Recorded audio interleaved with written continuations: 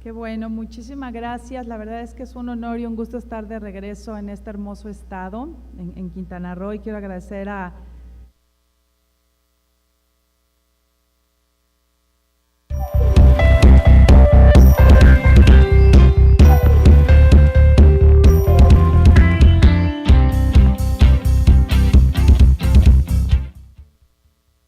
lo que pone en mi presentación. Quisiera preguntarles, ¿quién está familiarizado con el WTTC? ¿Podrían levantar la mano? Muy poquitos, muy bien. En el mundo del turismo existen dos organismos globales. Organización Mundial del Turismo, que representa más de 150 gobiernos, es un organismo de las Naciones Unidas, y el cual pues agrupa todos los organismos de los gobiernos para políticas públicas y mejores prácticas. Por otra parte, desde hace más de 25 años, el sector privado global se unió para hablar con una misma voz, con una sola voz a los gobiernos, y formó lo que se conoce como el Consejo Mundial de Viajes y Turismo, o el WTTC. ¿Podemos poner la presentación, por favor? ¿Quién es el WTTC? Pues el WTTC, o el World Travel and Tourism Council, desde hace más de 25 años, habla con los gobiernos, como decía, con una sola voz. Llevamos a cabo investigación también para demostrar y cuantificar el impacto económico en 185 países, la contribución de turismo y la generación de empleos. Ahora bien, no sé qué pasó con la presentación, porque no tengo control yo aquí, pero espero que ahora la pongan en un minuto. ¿Podríamos ir a la siguiente, por favor? Más de 180 líderes, estos son los CEOs de las empresas de turismo mundial, forman este consejo. Aquí ven algunos nombres, todavía no, por favor, una anterior. Nombres, por ejemplo, como el CEO de Carnival Corporation, que son 9 o 10 navieras. Arnold está ahí, es uno de nuestros representantes. Tenemos aerolíneas, cruceros, empresas de tecnología, hoteles, por supuesto, aeropuertos, empresas que hacen negocio con turismo como Visa, Mastercard, American Express, empresas de viajes. Absolutamente todos estos líderes son integrantes del Consejo Mundial de Viajes y Turismo, y como decía hace unos minutos, nosotros nos enfocamos en varias áreas. Una parte es todo el tema de investigación para entender cuál es la contribución de este importante sector y todas las industrias que forman el sector, y por otra parte hablamos con gobiernos representando el sector privado global. Esa es básicamente la función del WTTC. Ahí la foto que ven, ese es como mi consejo de administración, son 30 líderes de todas las geografías y de todas las industrias que realmente nos ayudan a definir la estrategia. Tenemos Expedia, por supuesto Ctrip, cualquier empresa relevante. La siguiente, por favor. Ahora bien, déjenme compartirles algunas cifras del impacto económico del sector, porque esto es muy interesante. Nosotros, como decía, por 25 años hemos medido el sector y todas las industrias, y medimos no solamente el impacto directo, esto es muy relevante, y voy a hablar mejor caminando para que quede un poco más claro. 10.4, cuando consideramos toda la economía del planeta, 10.4 de todo el Producto Interno Bruto es la contribución de viajes y turismo. 10.4. Se emplean, como viene ahí, 313 millones de personas, lo que representa 1 de cada 10. De todas las personas que tienen trabajo en el planeta, 1 de cada 10 están relacionados con el sector, y más o menos la inversión anual son 800, como viene ahí, miles de millones. Por favor, le damos a la que sigue.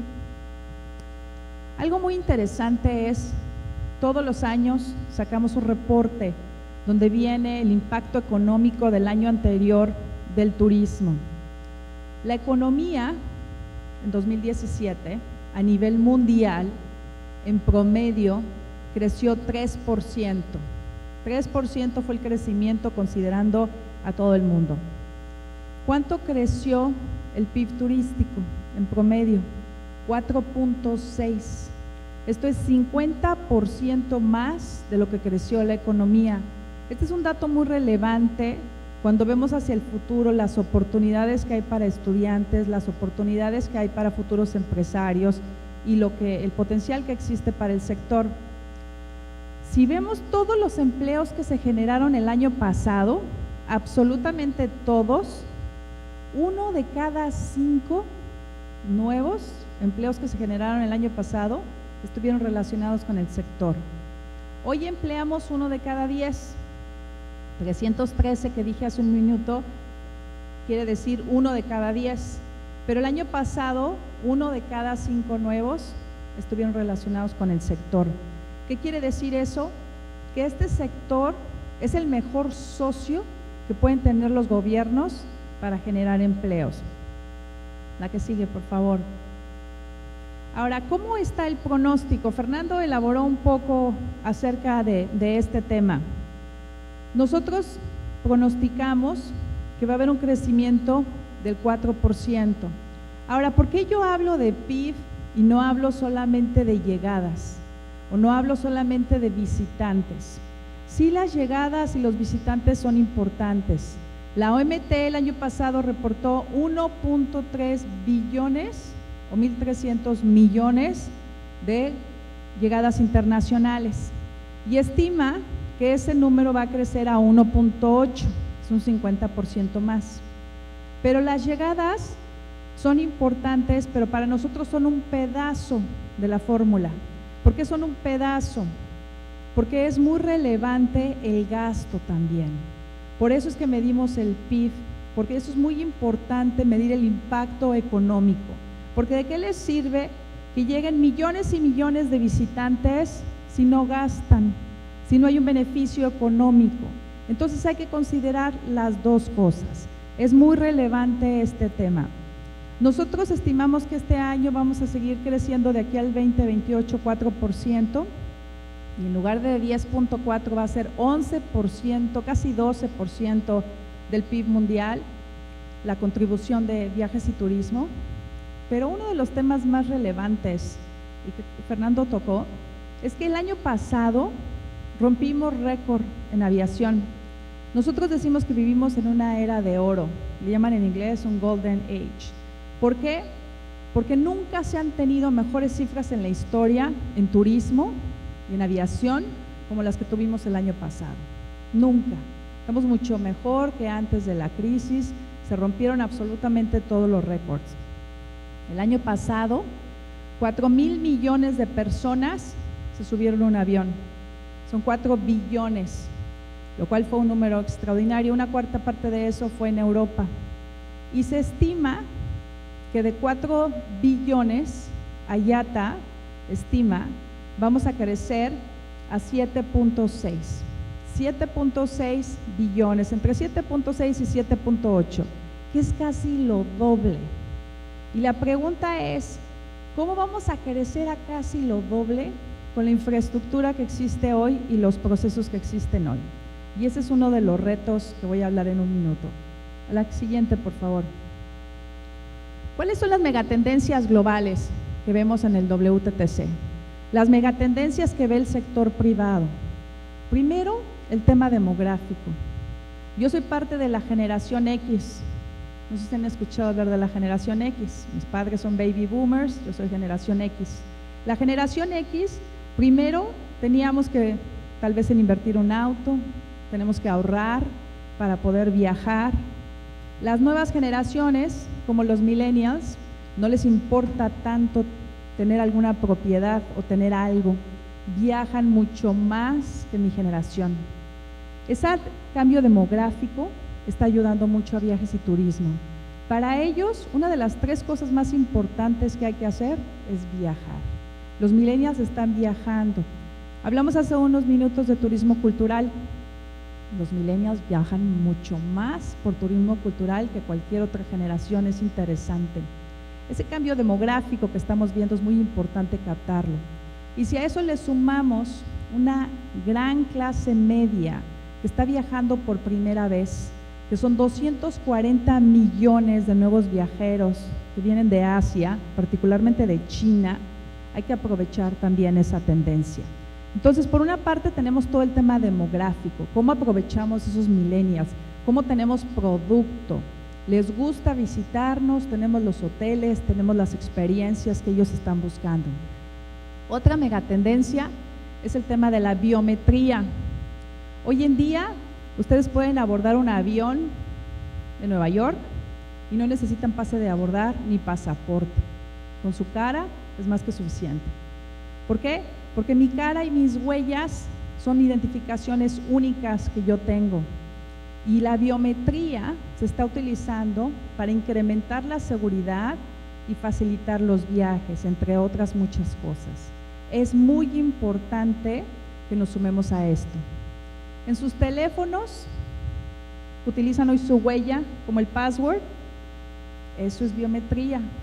Pongo mi huella y con eso puedo usar mi tarjeta de crédito o puedo usar mi teléfono.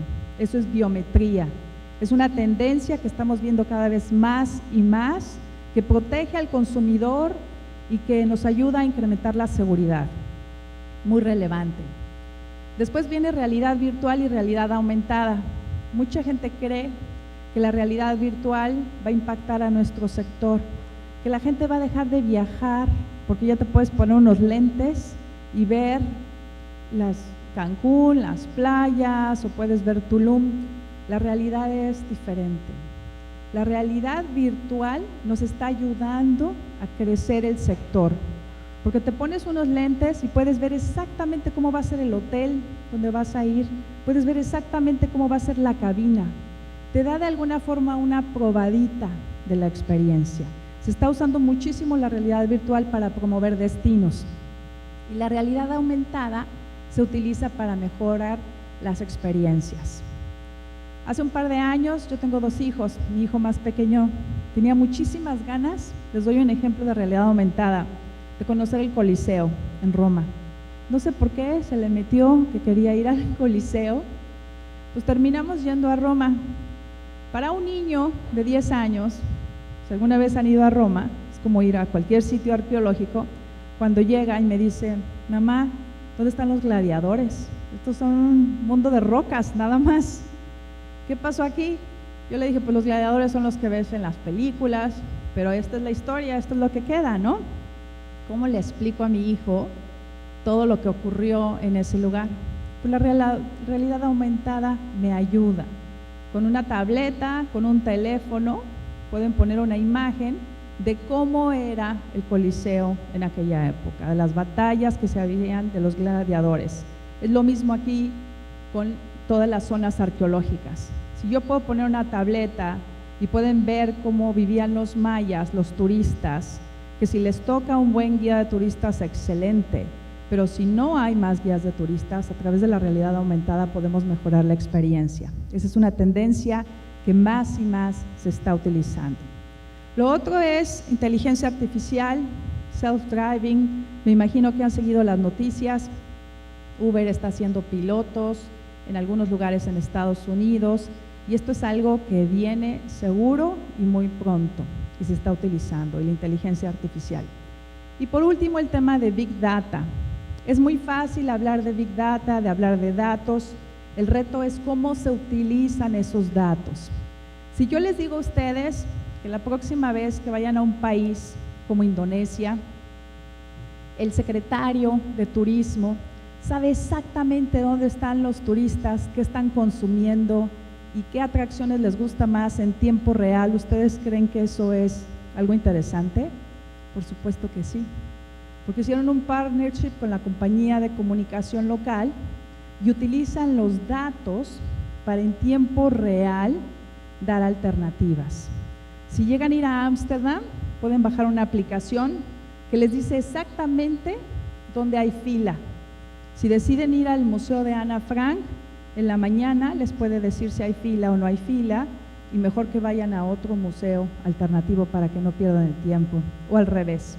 Todo a través de una aplicación que se conecta y usa Big Data en tiempo real. Big Data es algo donde los consejos de promoción y las oficinas de turismo están utilizando para mejorar la experiencia. Estas son las megatendencias que nosotros vemos. Ahora bien, el año pasado, cuando llegué al consejo, lo primero que hicimos es llamar a todos los líderes, porque los CEOs, los presidentes, son los integrantes del consejo, son los members del WTTC. No son tanto las corporaciones, pero los líderes. Y de alguna forma les preguntamos qué es lo que los mantiene despierto en la noche, qué es lo que ven como reto en el sector a nivel global. Se lo preguntamos a Arnie, que es el CEO de Marriott, a Chris, el CEO de Hilton, absolutamente a todos los CEOs del WTTC. Y 3 fueron las prioridades que repetidamente nos de alguna forma comunicaron y establecimos como estos son los 3 retos que nosotros vemos en turismo a nivel mundial. Punto número 1 es seguridad y facilitación migratoria. Primera vez que en turismo hablamos de seguridad. No hablábamos de seguridad antes, porque seguridad no era nuestro tema. Pero la realidad es que tenemos que hablar de seguridad y tenemos que asegurarnos que trabajamos en coordinación con los líderes responsables de la seguridad, y la seguridad va ligada a la facilitación de viajes. Número 2, manejo de crisis, porque no se trata de si vamos a tener una crisis o no. Absolutamente todas las crisis impactan a turismo. Lo importante es si estamos preparados, si aprendemos de otros y si las manejamos bien. Y voy a dar algunos ejemplos. Y tercero es un crecimiento sostenible y sustentable.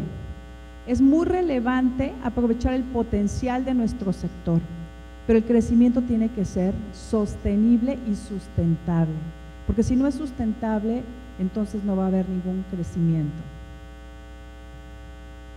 En el caso de incrementar la seguridad y la facilitación migratoria y la facilitación de los viajes, tenemos una iniciativa que nosotros le llamamos Seamless Traveler Journey, que quiere decir que el viajero pueda tener una experiencia sencilla y fácil.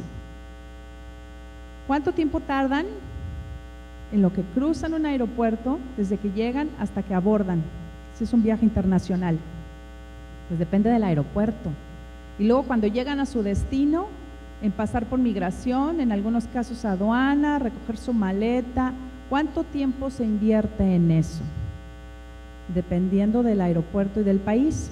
Quien usa la biometría son minutos. Si van a Estados Unidos y tienen Global Entry, ¿alguien de aquí tiene Global Entry? ¿No? Les recomiendo que si viajan lo saquen, porque Global Entry es biometría, 5 o 6 minutos y están fuera del aeropuerto. La idea es que eso exista en algo similar en todo el mundo. Nosotros hicimos una valoración. Si los países del G20 utilizan biometría para facilitar la experiencia y no tengan que estar haciendo las filas en seguridad ni en migración y todo sea rápido, se pueden generar entre 7 y 19 millones de empleos. Adicionalmente, la experiencia del viajero es mucho mejor. Es muy importante que se adopte la tecnología en este caso. Por eso es que tenemos esta iniciativa como prioridad y estamos trabajando con IATA, con los cruceros, con las diferentes empresas, Airbnb, Uber, hoteleros, absolutamente todos, porque nos permite incrementar la seguridad, porque su biometría se convierte en la identificación.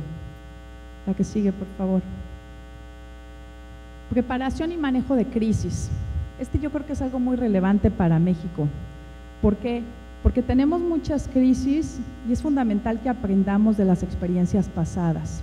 Este estado es buen ejemplo de que se ha aprendido. Pueden ser brotes, temas de la naturaleza, huracanes. Hace poco escuchamos de un volcán aquí en un país vecino. Cualquier crisis impacta a turismo, absolutamente todas. La diferencia está que si estamos preparados, tenemos un plan para reaccionar y lo manejamos bien, la recuperación es rápida. Déjenme, les doy 2 ejemplos. Barcelona tuvo un ataque terrorista, ¿se acuerdan? El ataque terrorista afectó a Barcelona. Sin embargo, se recuperó en 8 semanas. En 2 semanas, Barcelona ya estaba al 100%. Nosotros monitoreamos eso y lo medimos. ¿Por qué se recuperó tan rápido? Porque manejaron bien la crisis, porque fueron proactivos, porque comunicaron bien, porque fueron transparentes. Cataluña, ¿qué pasó con el tema de la independencia de Cataluña? Generó un sentir de inestabilidad política. ¿Se recuperaron en 8 semanas? No. ¿Esa crisis se manejó bien? No. Esa crisis afectó a España completo, no solamente a Cataluña y a Barcelona. Más de un 20% se cayó el turismo en esa región. El caso de Ebola, por ejemplo. ¿Sabían ustedes que más gente murió del impacto de la crisis que del virus en África? De acuerdo a la Organización Mundial de Salud. Más gente murió por el impacto de la crisis, porque no tenían que comer o porque fueron afectados porque no había conectividad, por cómo se manejó la crisis. Es fundamental que nos preparemos para las crisis. Desafortunadamente Puerto Rico todavía no se recupera y vemos una y otra vez que a los destinos les afectan las crisis y se manejan de forma diferente. Es importante que seamos proactivos, que seamos transparentes y que manejemos las crisis, porque si no, esas crisis van a afectar a los destinos y afectan los empleos y afectan a la gente y afectan a los viajeros. En todo el proceso tenemos que involucrar al sector privado también. Nosotros hemos medido que cuando el sector privado está involucrado, se reduce el impacto de la crisis. Cuando se es proactivo y se maneja bien, se reduce el impacto de la crisis. Por eso es que estamos trabajando en el desarrollo de protocolos para ayudar a los destinos y a los gobiernos a manejar esto de forma más eficiente. La que sigue, por favor. Aquí van a ver 2 ejemplos. Es el mismo brote, el brote de Zika. En un caso vemos ahí cómo crece el turismo. Una es el crecimiento de turismo, y no traigo pointer, pero básicamente ven ahí la fase de la preparación es fundamental. Después, cuando ocurre la crisis, y vemos 2 ejemplos, uno azul y uno rojo. En un caso se manejó muy bien, se involucró al sector privado y se recuperó muy rápido ese destino. En algún otro, ¿cuánto tiempo tardó? El impacto fue devastador y todavía después de un par de años no se han podido recuperar. Fue el mismo brote en 2 destinos diferentes, en el mismo continente. Simplemente en uno estaban más preparados que en el otro y en uno se manejó bien y el otro no se manejó bien. ¿Saben dónde hubo el brote de Zika? En un caso fue en Miami Beach y en el otro caso fue en Brasil. Desafortunadamente en uno afectó a Brasil de forma impresionante en el turismo y en Miami Beach se recuperaron en semanas, fue muy rápido. La que sigue, por favor. Es fundamental el manejo de crisis. La tercera es el crecimiento sostenible y sustentable. ¿Por qué esto es muy relevante? Es muy relevante por varias razones. Porque nuestros destinos están creciendo. ¿Han oído hablar de overcrowding, overtourism, turismofobia? Algunos destinos maduros están sufriendo por la falta de planeación a largo plazo. Les voy a dar un ejemplo muy interesante que hace poco me compartió un alcalde. Imagínense que Dubrovnik, las navieras no se pueden poner de acuerdo porque eso hay una ley que se llama collusion o que anti-competition, no pueden entre ellos ponerse de acuerdo a dónde llevan sus barcos. Llega una naviera y le dice a la ciudad, ¿puedo traer un barco el jueves a las 5? Sin problema. Otra naviera, ¿puedo traer un barco el jueves a las 5? Sin problema. ¿Podemos traer otro barco el jueves a las 5?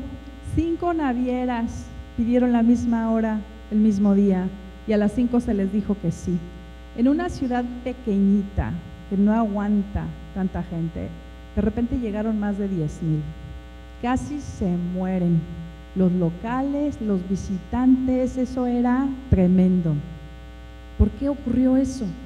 Porque no hay una planeación. Cuando no se pone a la comunidad en el centro, no hay esa planeación. Anteriormente hablábamos de PPPs.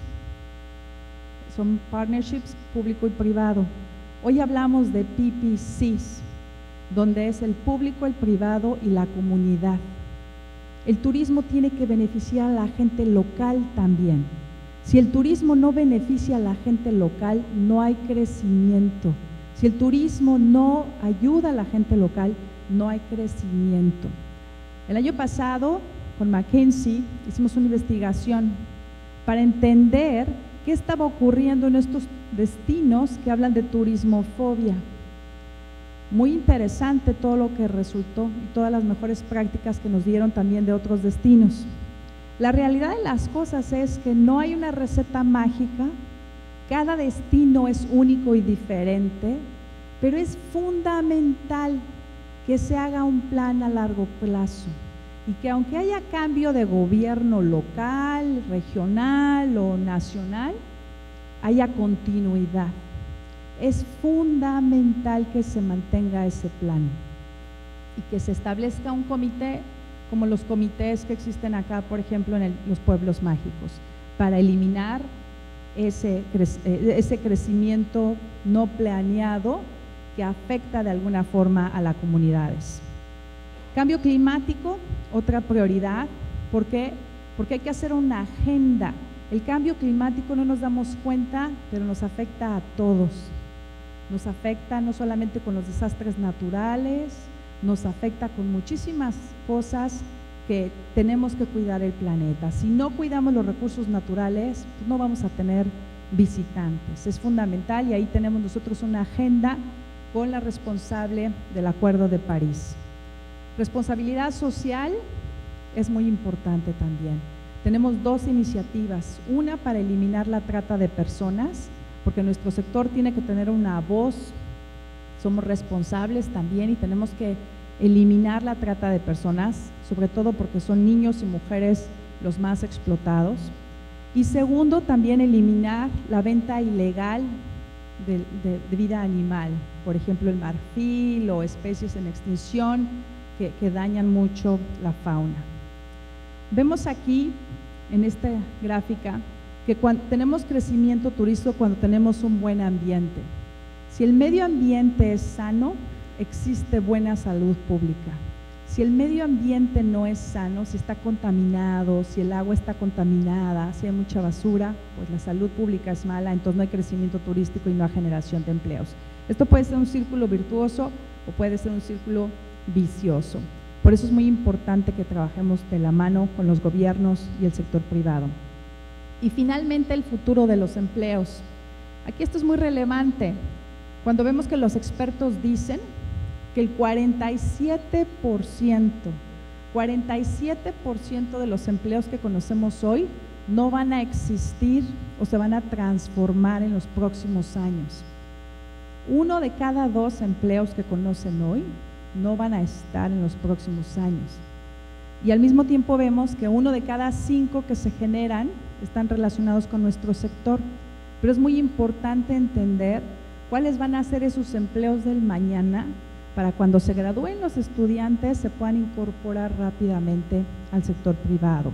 Tenemos que entender ese talento, esas habilidades que se van a requerir, que hoy no se requieren y que son muy relevantes. Esto nos ayuda a un crecimiento sustentable y sostenible. La siguiente, por favor. Ahora déjenme platicarle un poco de las regiones, porque es muy relevante el panorama global y luego lo voy a llevar al local.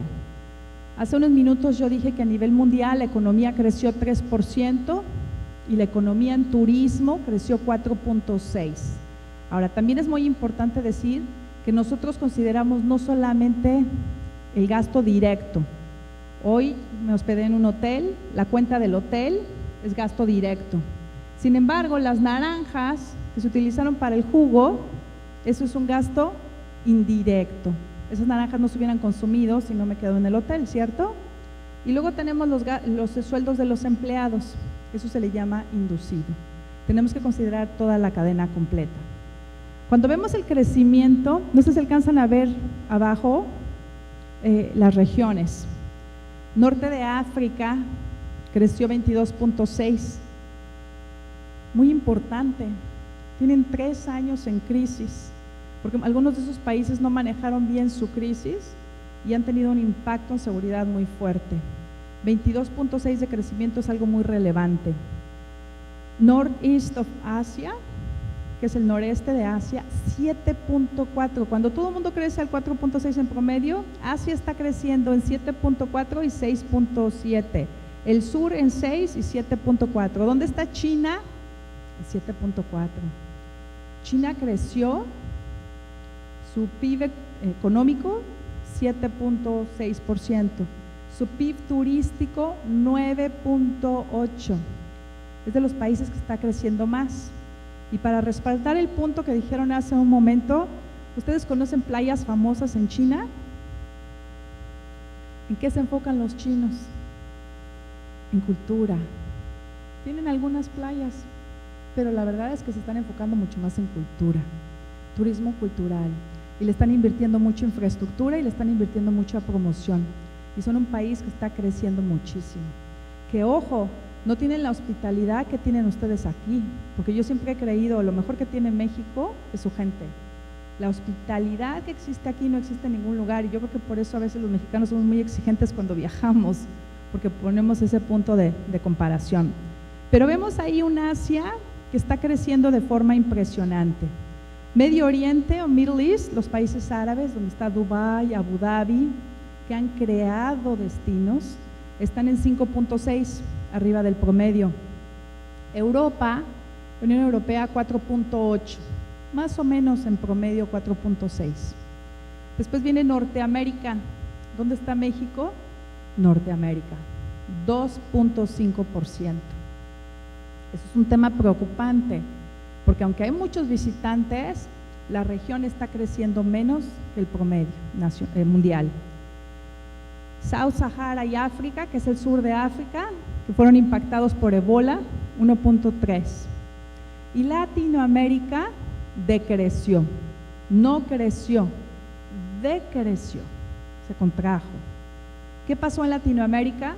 2 factores muy relevantes.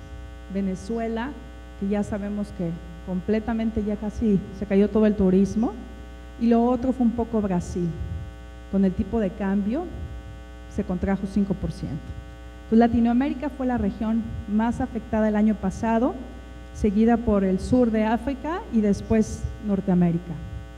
Cuando vemos esto decimos, bueno, ¿quién está creciendo? ¿De quién hay que aprender? Pues definitivamente de los asiáticos. Norteamérica es una región muy relevante. ¿Por qué? Porque el 8% del PIB en estos 3 países, en promedio es 8.1, es la contribución de viajes y turismo. Más o menos son el 10% de los empleos, 1 de cada 10. Sin embargo, crecieron 2.5. Y esto es preocupante, porque aquí es cuando decimos, bueno, ¿qué está pasando? Hoy la potencia más grande en el mundo en turismo pues es nuestro vecino, pero si crecen ellos a un 2% y China está creciendo en 9.8%, en algunos años China va a ser el número 1, si seguimos con esta tendencia. La que sigue, por favor. México. ¿Cómo estuvo México de acuerdo a nuestras cifras? Y una vez más digo, nuestras cifras incluyen directo, indirecto e inducido, por eso son diferentes a las que pueden usar localmente. Para nosotros la contribución del turismo en este país es 16% del Producto Interno Bruto. No es 9 ni 10, es 16. Son 8.6 millones de empleos, que es más o menos 16.4% del total. El crecimiento que nosotros vimos en el 2017 fue de 3.4, mejor que el promedio de la región, pero abajo del promedio mundial. Es bueno un 3.4, pero todavía hay una oportunidad de incrementar el gasto, por lo cual apoyo 100% la iniciativa y lo que dijeron hoy en la mañana en la inauguración, la secretaria y Fernando, acerca del desarrollo del producto, 100%. ¿De qué sirve que venga tanta gente si no hay en qué gastar y si gastan poco? Es fundamental que haya más producto turístico y que haya más gasto para que este crecimiento esté al nivel del promedio mundial, como 4.6. La que sigue, por favor. Algo muy interesante aquí, no sé si han visto esta gráfica antes, este es el crecimiento de todos los sectores en México. La parte azul es solamente si consideramos directo. Si consideramos indirecto e inducido, es la parte gris. Básicamente lo que dice aquí, que el sector que de alguna forma más crecimiento ha tenido, ¿cuál es? Y mayor contribución, es el turístico. Mucho más que el petróleo, aquí vemos manufactura, financiero. La contribución de viajes y el turismo al PIB es el mayor que cualquier otro sector en este país, de acuerdo a cifras del WTTC. Es el número 1. Algo que me pareció muy interesante es, si el mundo creció al 3%, turismo creció 4.6 en promedio, Quintana Roo creció al 7.6.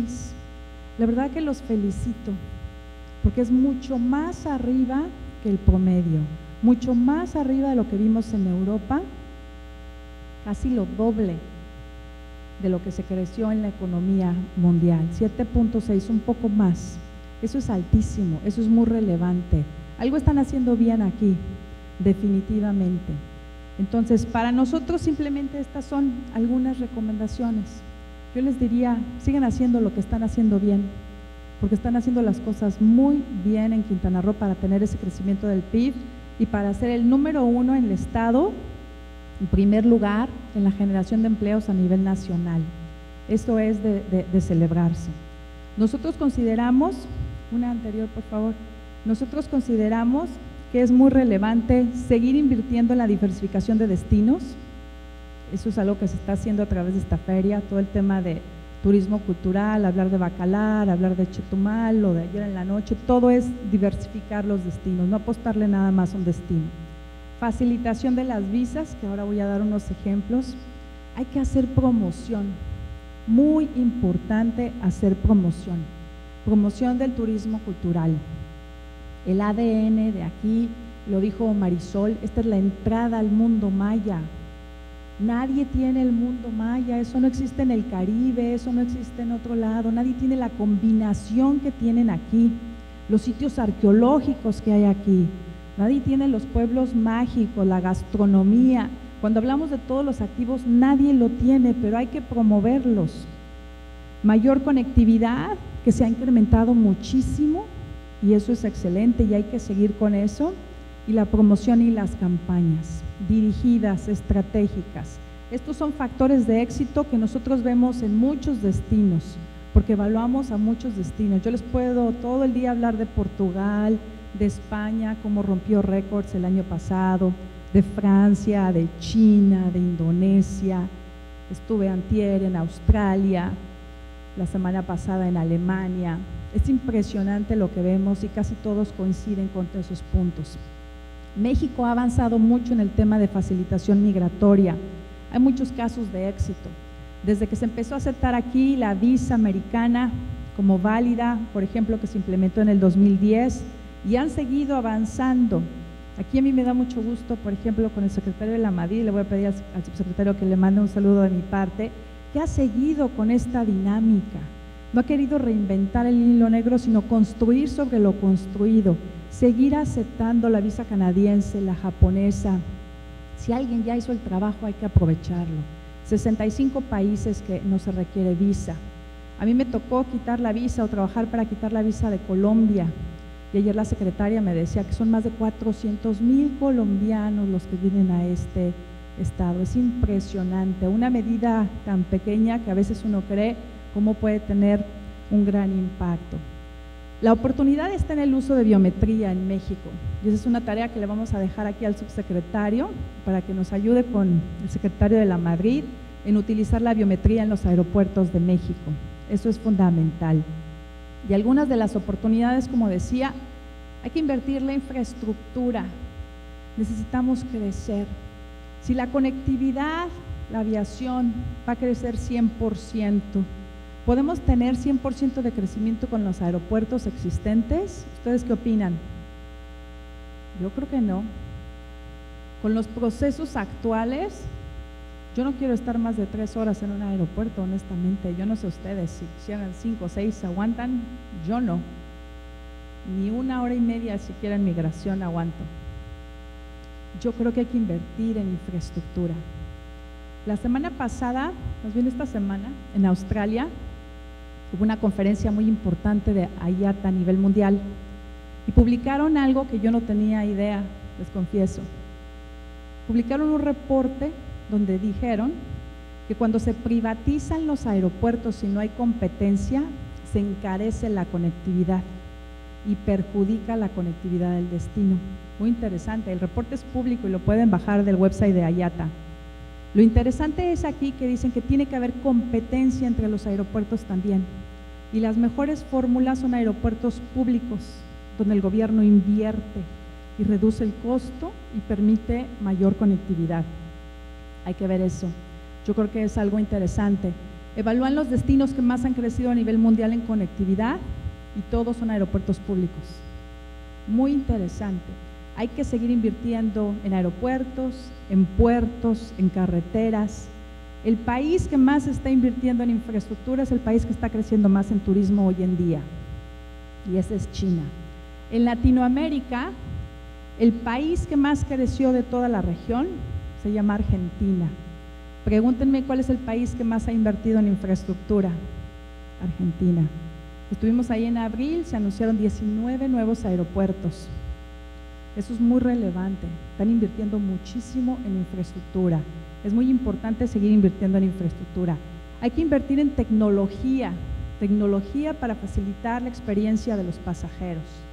Esto se está utilizando en los mejores aeropuertos del mundo. Muy relevante seguir invirtiendo en tecnología para entender a través de Big Data qué les gusta, a dónde van, qué hacen los viajeros. Diversificación, definitivamente. Diversificación de nacionalidades, diversificación de producto. Por eso celebramos todo el tema de turismo cultural. El turismo cultural, como se dijo, lo mencionó Fernando, mayor derrama, mayor gasto, mayor estadía, mayor crecimiento. Eso está demostradísimo. Es muy relevante el turismo de sol y playa también, pero ¿por qué no convertimos ese de sol y playa a que también se haga cultura, que visite sitios arqueológicos e incrementemos el gasto? Hay una gran oportunidad con todas las tradiciones y toda la cultura que existe en México. Una vez más, yo los felicito, están haciendo muy bien las cosas. Ese 7.6% de crecimiento en el estado es muy bueno. A nivel nacional creo también está haciendo muy bien las cosas, pero es muy importante no dormirse en los laureles, como se dice. Hay que seguir hacia adelante porque México tiene una gran oportunidad de generar millones de empleos y tener su participación del crecimiento que va a venirse en turismo en todo el mundo. Creo que esta era la última, a la que sigue, por favor. Muchísimas gracias por invitarme y no sé si podemos abrir a un par de preguntas. Fernando, si estás de acuerdo. ¿Alguna pregunta? Muchas gracias.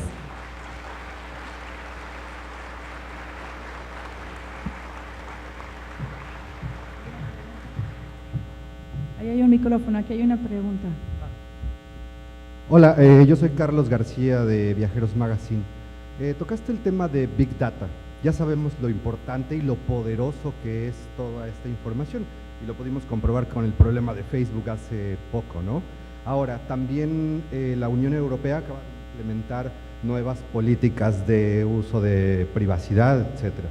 Obviamente eso va a afectar y va a permear también el cambio de estas políticas a nivel mundial. La primera pregunta es, ¿tú crees que esto va a perjudicar, obviamente se van a adaptar, ¿no? Pero ¿tú crees que va a perjudicar en cuanto al entorno de Big Data estas nuevas disposiciones? Y la segunda pregunta es, ¿tú crees que en México las instituciones, los organismos, etcétera, se están apoyando realmente en Big Data para poder generar productos? ¿Estará haciendo falta eso, un apoyo más hacia las organizaciones para que esta información esté bien canalizada y se puedan generar nuevos productos? Carlos, ¿verdad? ¿Perdón? Tu nombre, Carlos. Carlos, bien. Muy buena pregunta, muchas gracias. El 29 de mayo entró una nueva disposición en los países europeos, que básicamente lo que dice es que tú tienes que dar consentimiento de recibir información, por ejemplo, estos mailings que luego te mandan. Si tú no diste consentimiento, la empresa que los manda se puede meter en problemas. Y por otra parte, tienes que dar consentimiento en que se use tu información. Como bien mencionas, después del caso de Facebook y de Cambridge Analytica, que ya cerraron la empresa, por cierto, pero hay muchas otras similares, se está viendo con mayor detalle el tema del uso de nuestra información. Simplemente ayer o antier hubo otro breach en Facebook de 14 millones de personas y sus datos públicos. Yo creo que aquí una cosa es la información personal, mi nombre, mi fecha de nacimiento, dónde vivo, y algo diferente es mi profile de consumo.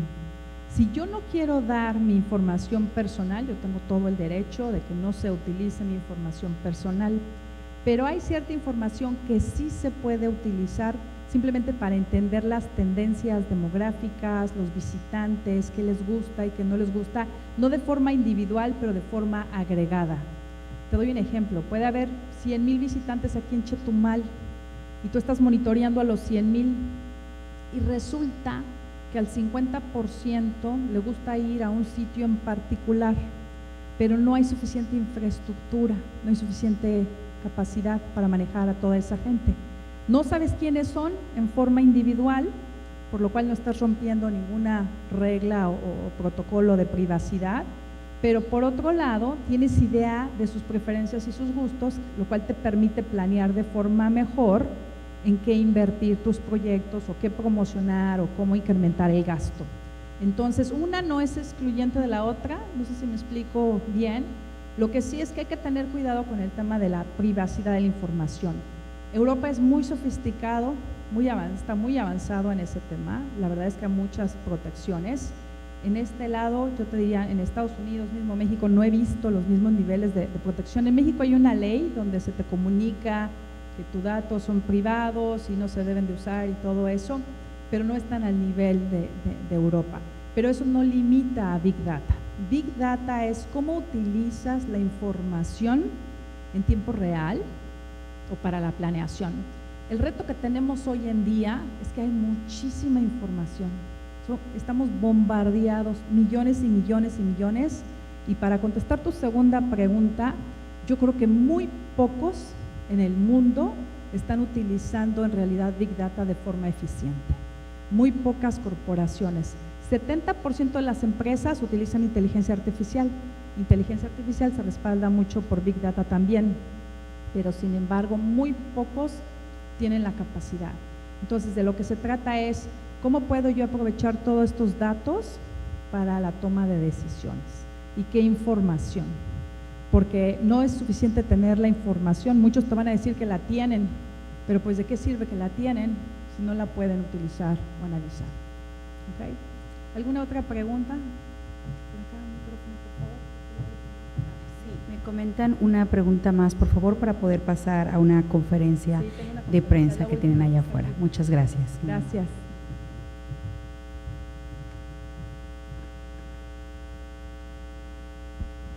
Gracias, Juan Gerardo Reyes, de la revista Confines. Indudablemente, con base en su exposición, el conocimiento que usted tiene no es de la noche a la mañana, es todo un trabajo que se viene haciendo. Me gustaría saber, si me puede ser tan amable de explicarme, ¿qué pasó en su administración que no le permitió aplicar este conocimiento para que el turismo no cayera como cayó y que se planteara desaparecer la Secretaría de Turismo como en su momento se hizo? ¿Cuáles fueron los elementos que contribuyeron a que no aplicara lo que usted está planteando hoy en esta conferencia? Bueno, mira, primero que nada, yo no sé si tu pregunta tenga un poco de connotación política. Hay que recordar que yo no soy política, yo soy empresaria, ¿verdad? A mí no me tocó la época de la desaparición de la Secretaría, a mí me tocó la época de la mayor inversión en turismo en la historia de este país. Ahí están las cifras, los datos. Segundo es, si los cimientos no se hubieran construido, no hubiéramos crecido. Si tú ves las cifras hacia atrás, en el 2009 fue complicado, 2010 fue complicado, pero se le dio la vuelta. 2011 se rompieron récord, 2012 se rompieron récord, Cuando yo salí de la Secretaría, México estaba dentro del top 10. ¿Qué pasó después? Ahí sí no te puedo dar mucho detalle. Yo creo que sí se establecieron esos cimientos. La visa americana se eliminó en mi época, la visa colombiana. La visa americana se aceptó en mi época como válida. La colombiana, la peruana, todas esas se eliminaron. Mundo Maya, ¿cuándo se lanzó? 2012. No sé si tú no vivías en México o dónde andabas en esa época, pero con mucho gusto nos tomamos un café y te puedo compartir más detalles, ¿no? Si 170 CEOs me invitaron a liderar el sector privado a nivel mundial, pues yo creo que por algo es. No es un puesto político, es un puesto por desarrollo. ¿Ok? Pues muchísimas gracias por la invitación. Agradecemos, por supuesto, la participación de la presidenta ISU, por supuesto, del Consejo Mundial de Viajes y Turismo, la licenciada Gloria Guevara Manso. Muchas gracias por su participación, por su asistencia y, por supuesto, excelente conferencia. Que tengan una excelente tarde y la doctora se conduce a una conferencia de prensa. Muy amables.